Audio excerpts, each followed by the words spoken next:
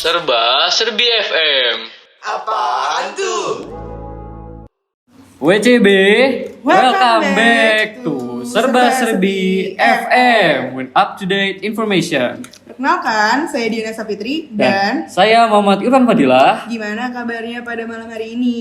Semoga sehat dan selalu penuh semangat. Senang sekali kita dapat menemani kalian dalam acara BBM Bisik-Bisik Manja. Nah, selama 40 menit ke depan kita akan membahas topik-topik yang sedang trending di sosial media. Dan yang gak kalah serunya, kita bakal ngasih penjelasan-penjelasan tentang trending topik tersebut. Nah, sebelum masuk ke acara BBM, kita akan memutarkan lagu yang lagi hits hari ini. Kira-kira apa ya? Ya, yaitu Rumah Singgah dari Fabio Esa. Lagu ini menceritakan seorang laki-laki yang hanya menjadi tempat singgahannya saja. Ketika si perempuan sedang patah hati, setelah dia sembuh dari patah hatinya, dia pergi meninggalkannya tanpa ada alasan. Nah, biasanya lagu ini diputar oleh kaum-kaum yang menjadi pelampiasan. Buat kalian yang menjadi tempat pelampiasan, lagu ini pas banget nih buat kalian. Introducing Serba-serbi FM.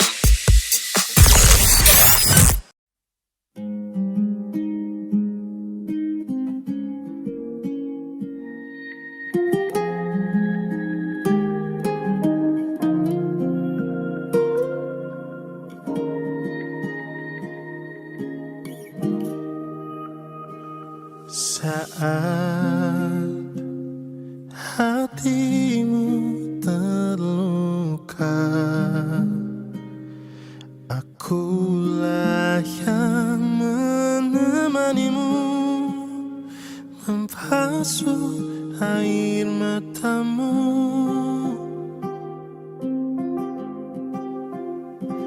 Namun mengapa ketika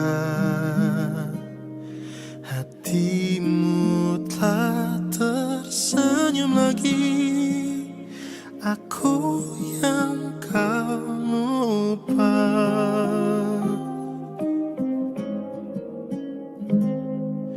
Tak sadarkah selama ini ku juga selalu menginginkanmu. Mengapa sulit untuk ku bisa miliki hatimu, bahkan selama ini hadirku tak berharga untukmu. Yang terjadi kini, ku hanya rumah persinggahanmu di saat kau terluka dan di saat semuanya reda, kau menghilang begitu saja.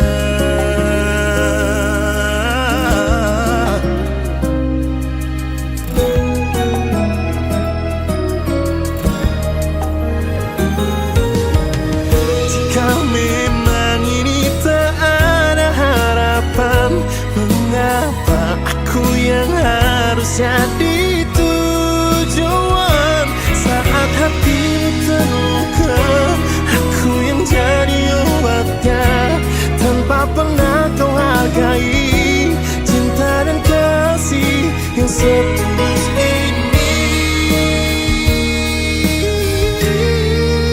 Mengapa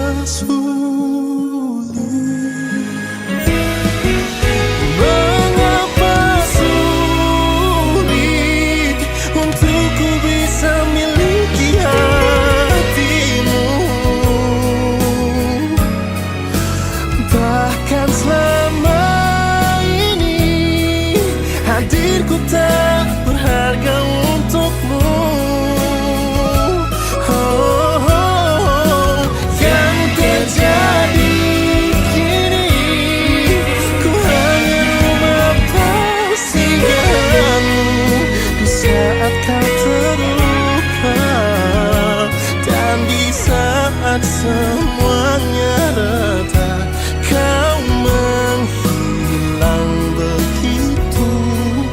saja. Dan di saat semuanya reda, kau menghilang begitu saja. Introducing Serba Serbi FM.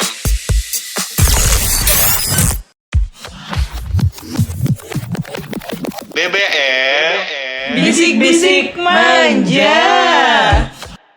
Nah, pada kali ini BBM bakal ngasih tahu kalian tentang berita apa aja nih yang lagi panas belakangan ini. Nah, kita urutin dulu nih, mulai dari urutan kelima sampai ke 1. Mulai dari urutan kelima, ada gempa di Cianjur yang berskala 5,8 M. Lalu di urutan keempat, ada 3 orang sekeluarga di Magelang yang tewas diracuni. Lalu di urutan ketiga, RKUHP disahkan. Pasal apa aja nih yang diperdebatkan? Lalu di urutan kedua, ada erupsi Gunung Semeru. Terakhir di urutan pertama, ada bom bunuh diri di Polsek Astana Anyar, Bandung. Introducing Serba Serbi FM. Oh iya guys, sebelum kita masuk ke sesi berikutnya, kita dengerin dulu nih album barunya Arctic Monkeys, yaitu The Car, yang berjudul There Better Be a Mirror Ball.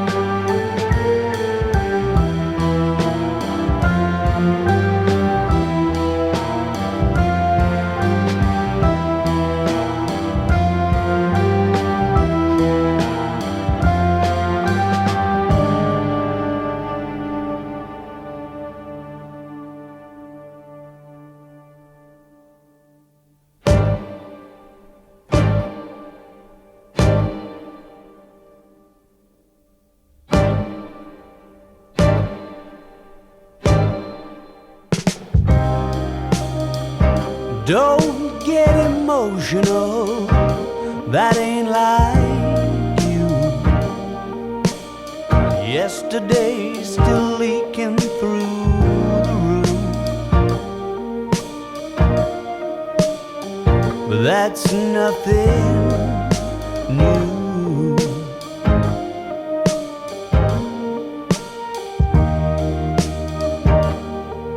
I know I promised this is what I wouldn't do, but somehow giving it the old romantic fool seems to better suit the mood. So if you wanna walk me to the car, you ought to know I'll have a heavy heart. So can we please be absolutely sure that there's a mirror ball?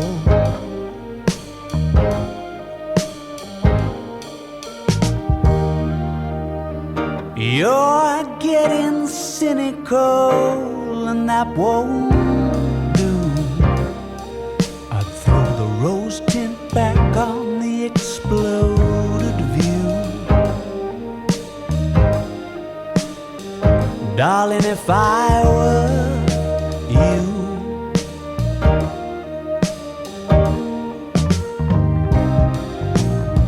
and how's that insatiable appetite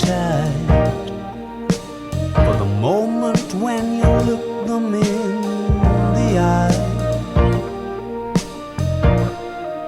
and say, baby, it's been nice. So do you wanna walk me to the car? I'm sure to have a heavy heart. So can we please be absolutely sure that there's a miracle for me.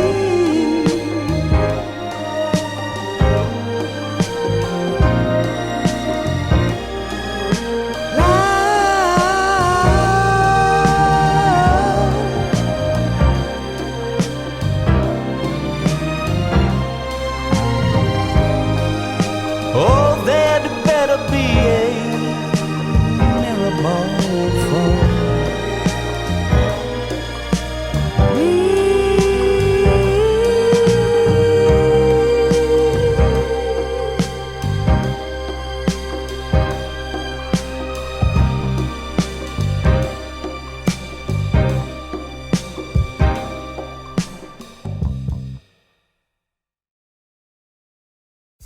Introducing Serba-serbi FM.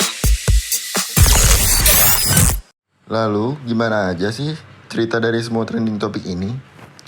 Langsung aja nih, kita masuk ke pembahasan trending topik di urutan kelima, yaitu gempa Cianjur 5,6 magnitudo. Nah, gempa di Cianjur ini berkekuatan magnitudo 5,6 dengan kedalaman 10 km.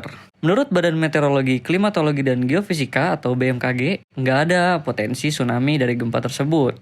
Namun ada potensi gempa susulan.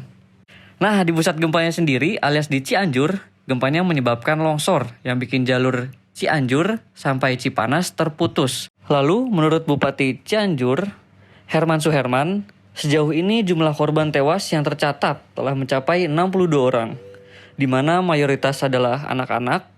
Anak-anak ini meninggal karena tertimpa bangunan yang ambruk, sedangkan untuk korban luka sudah mencapai 700 orang, dengan mayoritasnya mengalami patah tulang. Nah, selain korban meninggal dan luka-luka, pihak Badan Nasional Penanggulangan Bencana atau BNPB juga mencatat bahwa ada 1.362 rumah yang rusak akibat gempa. Adapun bangunan rusak ini terdiri dari gedung pemerintah, fasilitas pendidikan, toko, dan rumah warga. Selain itu, bangunan rusak juga terdiri dari pondok pesantren, 1 RSUD, 4 gedung pemerintah, 3 fasilitas pendidikan, 1 unit sarana ibadah.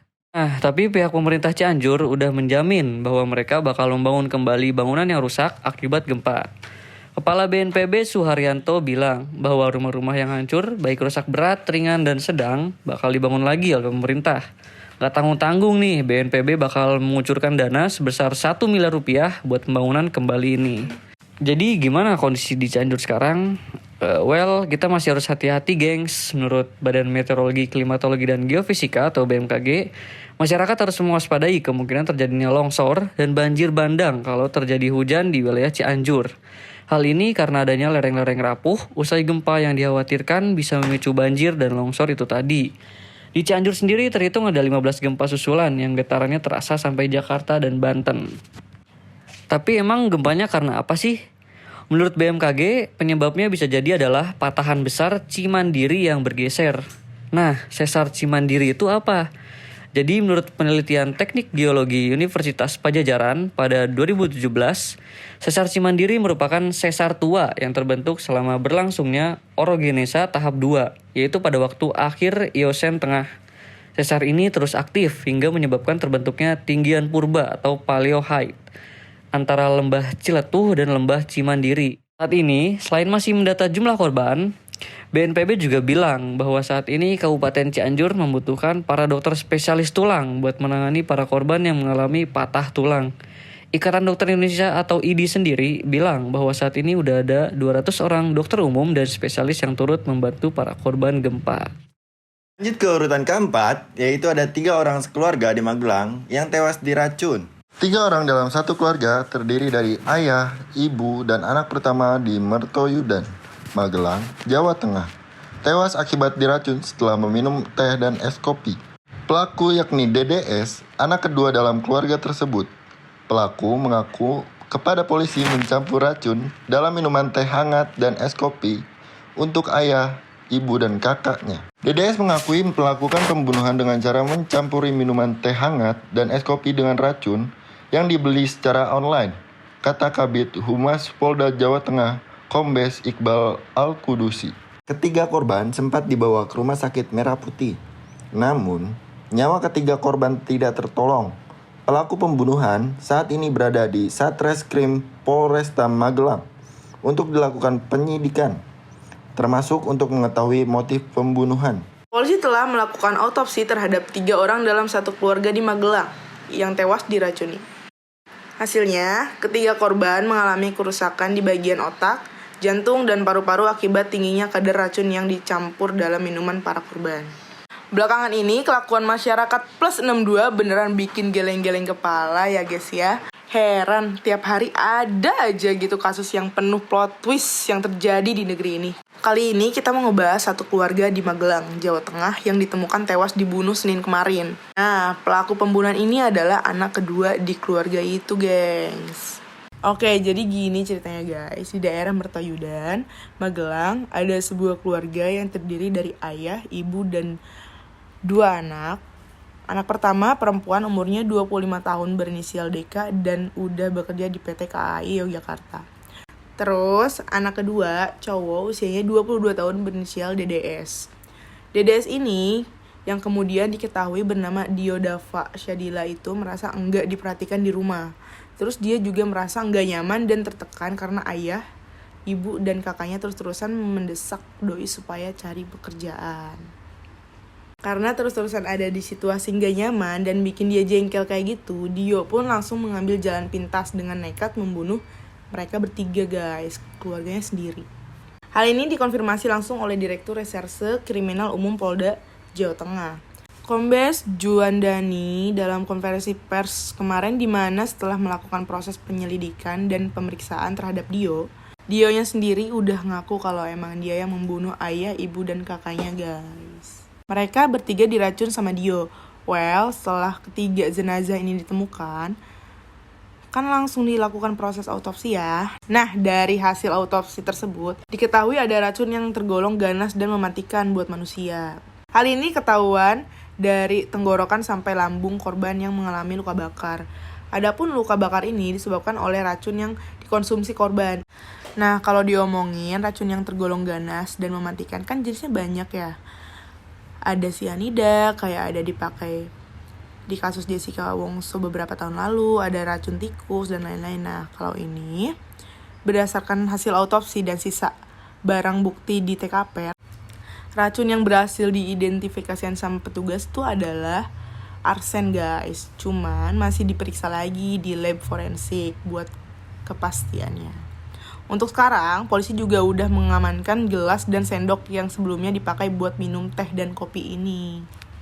Dari penuturan Agus, kakak kandung si bapak, si Dio ini belakangan ini emang suka hambur-hamburin duit guys, di luar sifat yang emang suka overlap. Nah, kalau menurut tetangga, Dio tuh dikenal pergaulannya bagus guys.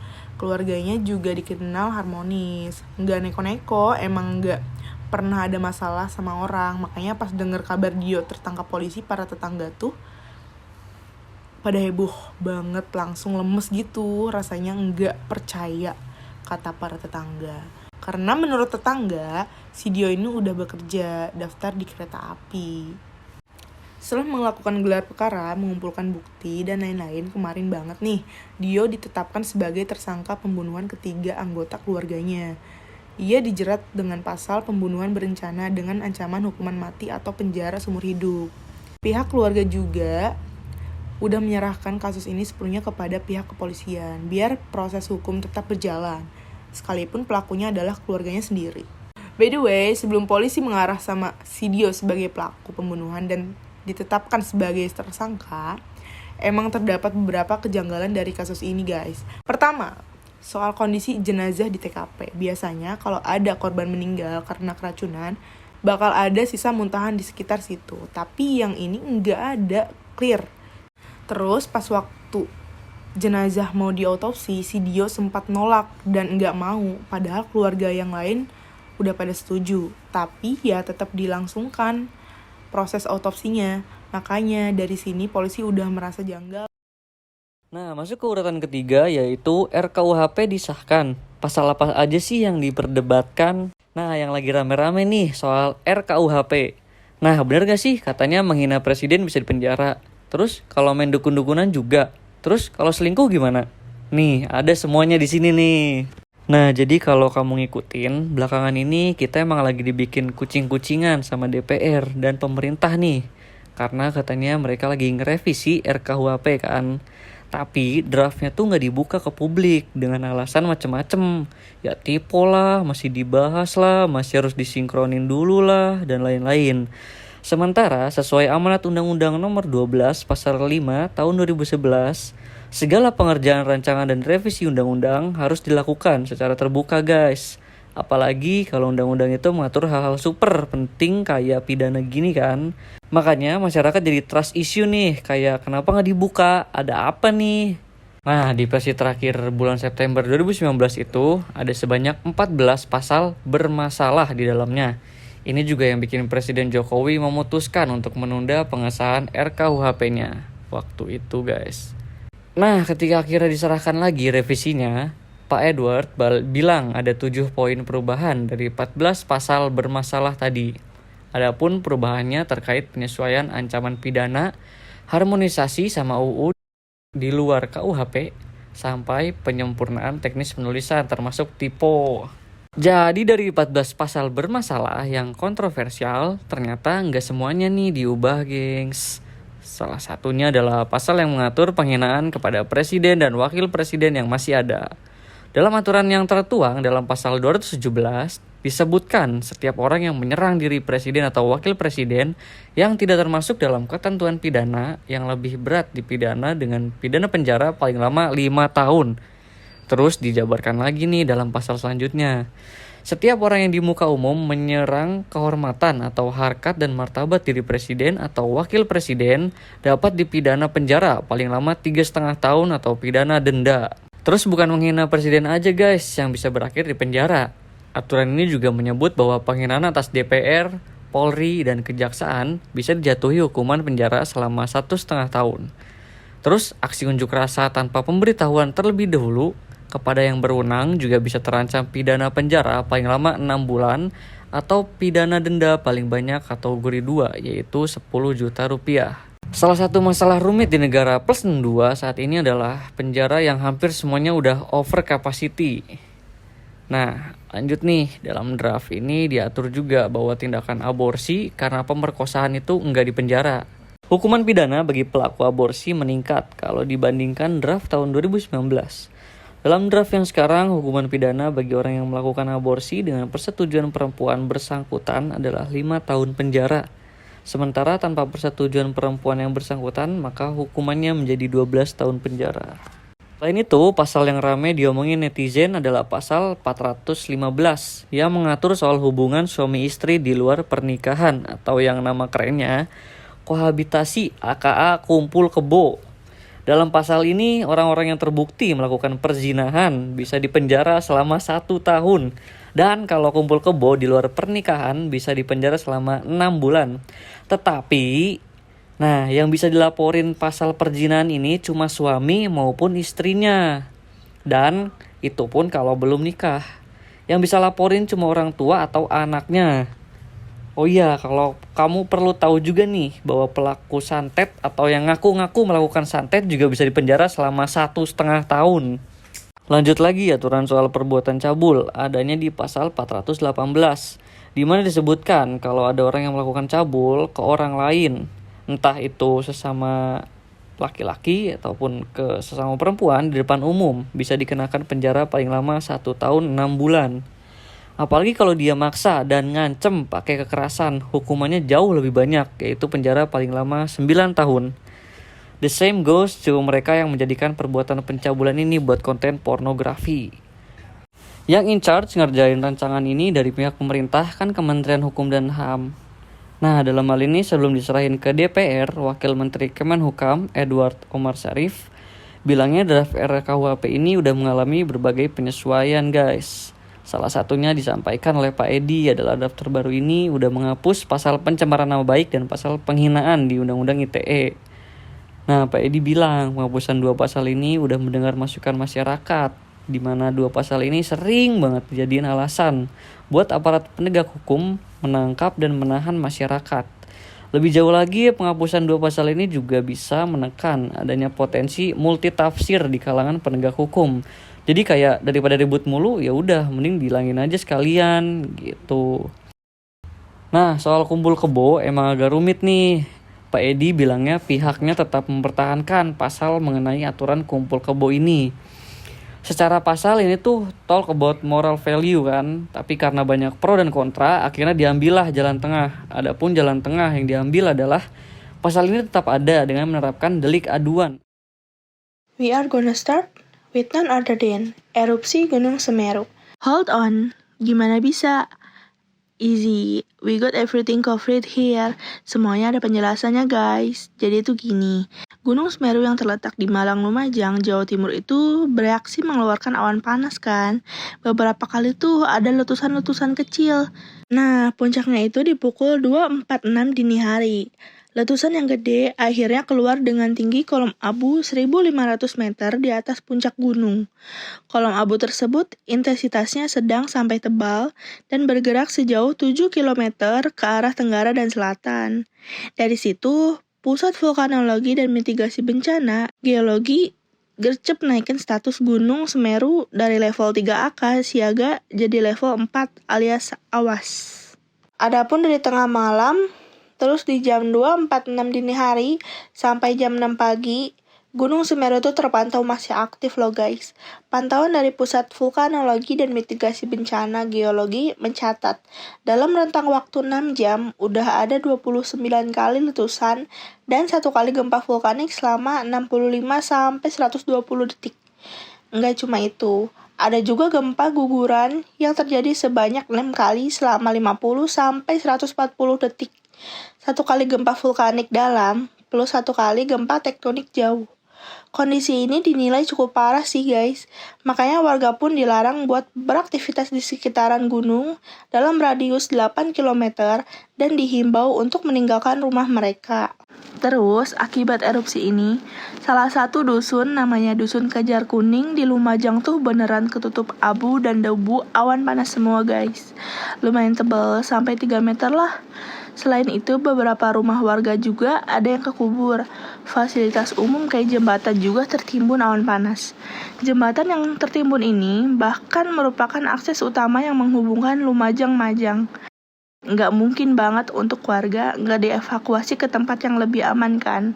Gubernur Jawa Timur, Hovifah Indar Parawansa juga sempat mention supaya warga buru-buru evakuasi, cus ke posko-posko yang sudah disiapkan. Masih dari keterangan Bu Hovifah, saat ini udah tersedia 12 posko di mana kalau di total jumlah warganya ya mencapai 2.000 orang. Tapi sampai sekarang proses pendataan juga masih dilakukan sih, supaya distribusi bantuan ntar juga bisa maksimal guys. Namanya ngungsi, ya yang dicari adalah fasilitas kesehatannya ya kan. In that sense, kalau mau berobat, warga bisa langsung cus ke beberapa puskesmas yang udah dijadikan tempat perawatan rujukan akibat erupsi ini. Tell me the condition now. Nah sekarang balik lagi ke keterangan dari Pusat Vulkanologi dan Mitigasi Bencana Geologi. Aktivitas Gunung Semeru udah makin mereda, nggak yang separah waktu hari Minggu sampai Senin kemarin. Sekarang tinggal awan panas yang kecil-kecilnya aja yang masih keluar. Karena awan panas, guguran lava, dan lahar masih berpotensi banget dimuntahkan oleh Gunung Semeru. Jadi penting banget buat masyarakat ngikutin rekomendasi Badan Geologi terkait do and don'ts-nya. Badan Geologi juga sampai sekarang koordinasi terus sama instansi terkait, mulai dari BNPB, pemerintah kabupaten, pemerintah provinsi, dan instansi lainnya. Hari Minggu kemarin, begitu dengar kabar gunung berapi yang bererupsi, Badan Meteorologi Jepang langsung ancang-ancang guys. Dalam keterangannya, mereka bilang kemungkinan tsunami sampai ke negaranya. Tepatnya di Pulau Miyako dan Yaeyama bisa kejadian akibat dari erupsi ini. Belajar dari pengalaman yang udah-udah, emang ada beberapa case di mana letusan gunung berapi sampai ke lautan dan menyebabkan tsunami ya guys ya.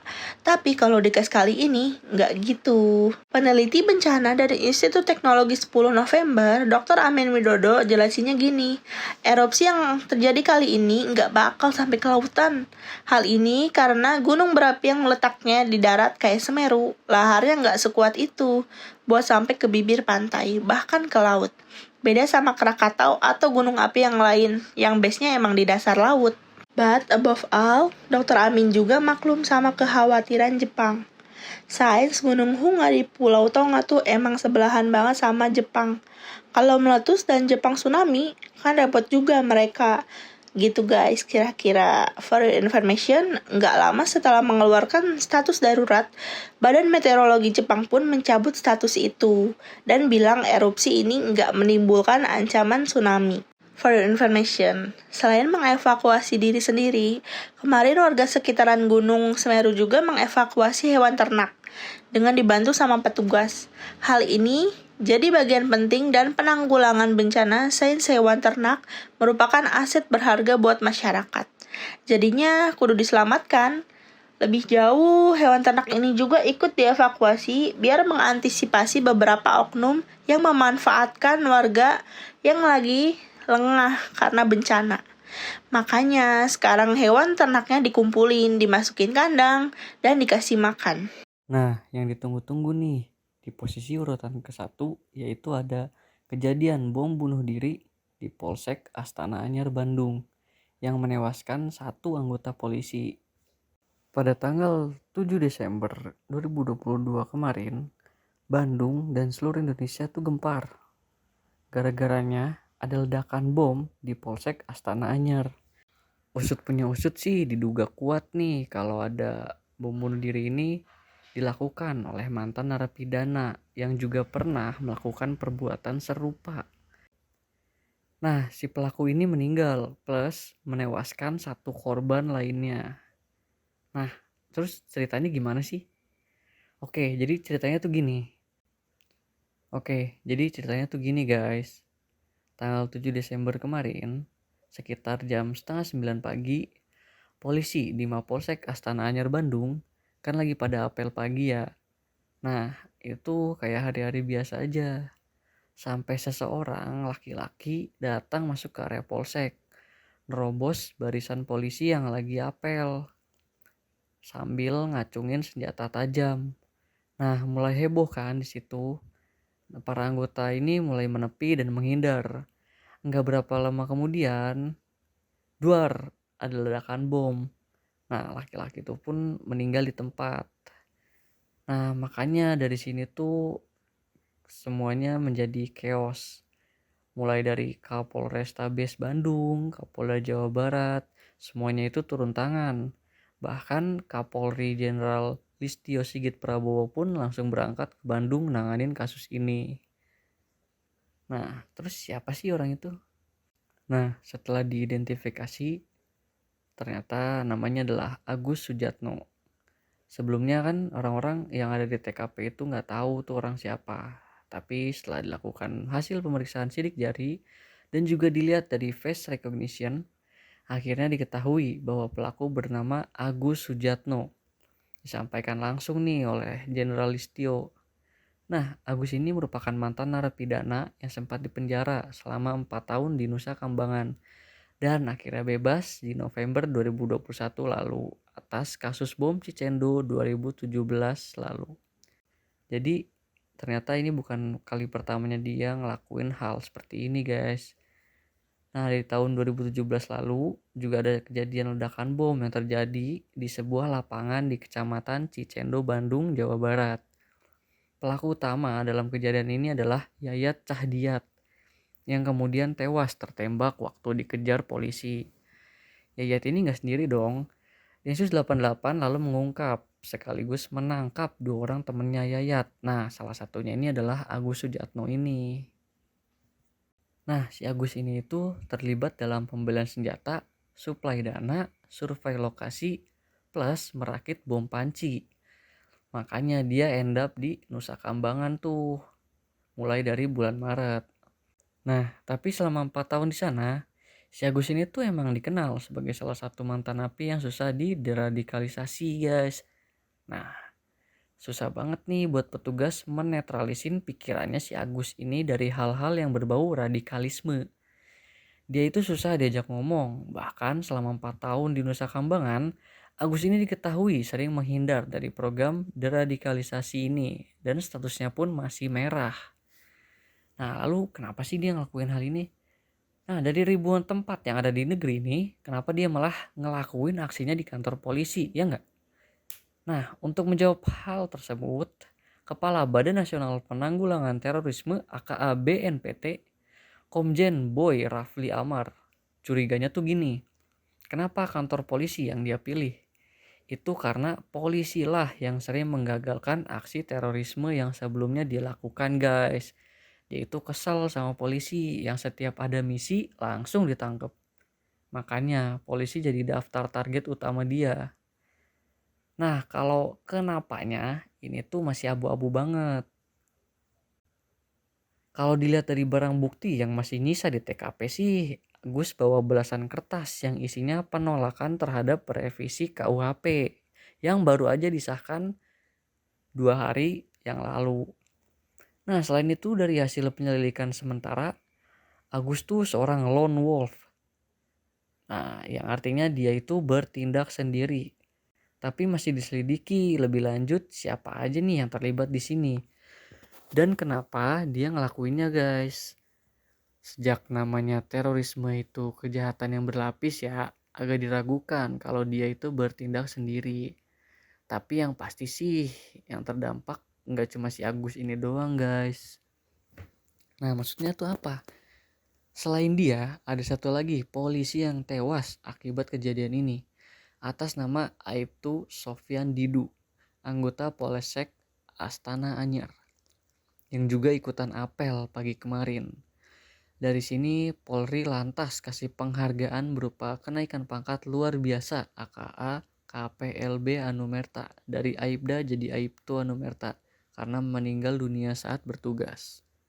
Selain itu, Kapolda Jawa Barat Irjen Suntana menyebut sejauh ini ada sebanyak 9 orang lainnya yang mengalami luka-luka pecahan bom. Mereka pun udah mendapat perawatan intensif di fasilitas kesehatan terdekat. Terus berita korban gak bersalah yang meninggal di TKP ini kan langsung jadi trending topik yang diomongin netizen seluruh Indonesia ya. Rame banget nih di sosial media ngomongin kejadian ledakan bom ini. Semuanya pada ngepost, pada share, pada retweet, dan lain-lain. Tapi one thing yang harus kita omongin adalah gak semua konten bisa kamu post dan sebarin, guys. Ya, secara hukum kita dilarang menyebarkan foto dan video korban dan pelaku kejadian tanpa sensor. Hal ini udah diatur dalam pasal 29 dan pasal 45B Undang-Undang ITE. Nah, kalau masih dilanggar, bisa dipidana dengan hukuman penjara maksimal 4 tahun dan denda paling banyak Rp750.000. Nggak cuma itu, Kominfo juga udah kasih statement di mana kita diimbau untuk nggak menyebarluaskan video atau foto yang isinya kekerasan, potongan tubuh, luka-luka, which actually ada semua di lokasi kejadian. Oke, let's talk about Solo. Salah seorang warga Solo atas nama Bobby Aristiawan ikut dikait-kaitkan sama kejadian ini, guys. Hal ini dilihat dari plat motor AD yang eventually dipakai Agus kemarin. Yang mana motor itu sebelumnya punyanya si Bobby ini, guys. Tapi Bobby menegaskan kalau dia itu sama sekali nggak mengenal Agus. Motor itu pun udah lama dia jual di tahun 2005. Dan nggak pernah tahu pemilik motornya yang baru itu siapa. Terus karena udah terlanjur heboh nih, Bobby pun menyebut dia berencana bakal datang langsung ke Bareskrim Polri buat klarifikasi dan bersihin namanya. Jadi kayak leave me alone ya. Nah, for your information, anggota Komisi 3 DPR RI dari fraksi Demokrat, Santoso menyebut BNPT itu kecolongan dalam kejadian ini. Lebih jauh lagi, Pak Santoso juga bilang program deradikalisasi yang dikondak BNPT itu nggak cuma orientasinya ke anggaran, tapi beneran bisa membentuk sikap toleransi masyarakat terhadap perbedaan atau pandangan politik. Nah, merespon hal ini dibalaslah sama Kepala BNPT, Komjen Boy Rafli. Menurut Komjen Boy, nggak mudah baca pikiran para pelaku terorisme tuh, karena ideologinya tuh udah tertanam dalam pikir mereka. Kita juga kan nggak akan pernah tahu apakah ada warga negara Indonesia yang punya pikiran radikal sampai segitunya. Apakah isi kepala semua orang harus kita baca? Harus kita tahu? Kan nggak mungkin, kata Komjen Boy gitu. Nah, BTW radikalisme dan terorisme di Indonesia tuh emang masih jadi PR banget ya guys ya. Apalagi sejak ada kejadian kayak gini. Semuanya tuh pada memperketat pengamanan. Di Jawa Timur misalnya. Belajar bahwa ledakan bom itu bisa terjadi di kantor polisi. Markas Polda Jawa Timur pun langsung bereaksi nih dengan meriksa setiap orang yang masuk secara lebih ketat. Apalagi di Jawa Tengah, tepatnya di Solo, yang bakalan ada royal wedding antara Kaesang, anaknya Presiden Jokowi, dengan Erina Sofia Gudono. Nah, dalam merespon bom bunuh diri, Wali Kota Solo yang juga abangnya Kaesang menegaskan kalau Solo itu aman dan pernikahan keduanya tetap bakal dilangsungkan sesuai rencana. Introducing Serba Serbi FM. Introducing the new album by the Arctic Monkeys. The Car is out on every music platform. Listen to it now. Still a trace of body paint on your legs and on your arms and on your face. So, and that's it for today information. Jangan lupa selalu pantengin terus Serba Serbi FM, tentunya dalam program acara BBM. Kami selaku host pamit undur diri. Sekian dan terima kasih. Stay curious and up to date with the information on Serba Serbi FM. Introducing Serba Serbi FM.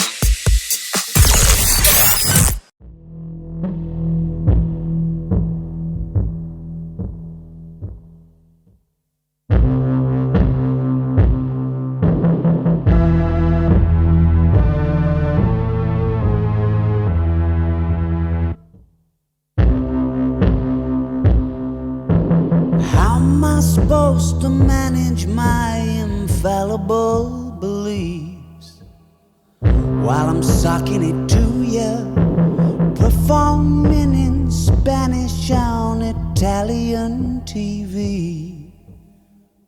Sometime in the future, whilst wondering if your mother still ever thinks of me.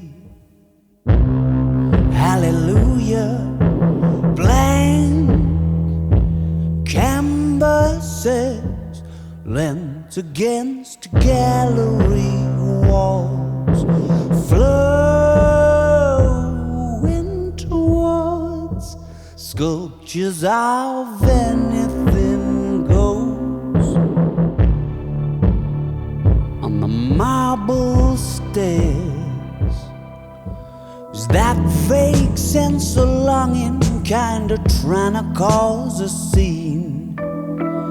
Guess I'm talking to you now, puncturing your bubble of relatability with your horrible new sound.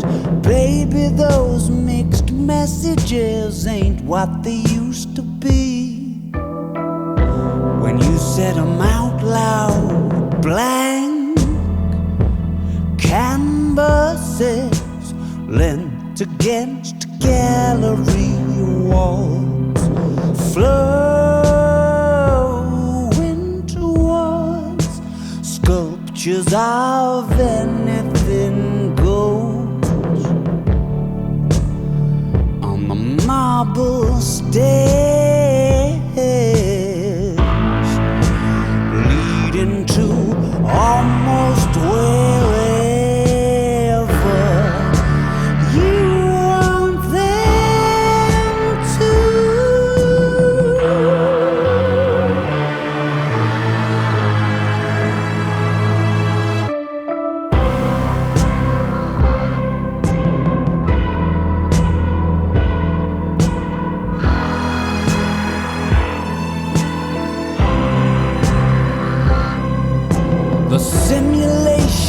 cartridge for City Life 09 is pretty tricky to come by. Village coffee mornings with not long since retired spies. Now that's my idea of a good time. Flash that angle, grind a smile, gasp and roll your eyes and help me to get untied from the chandelier and twizzling round an umbrella. I'll engage you.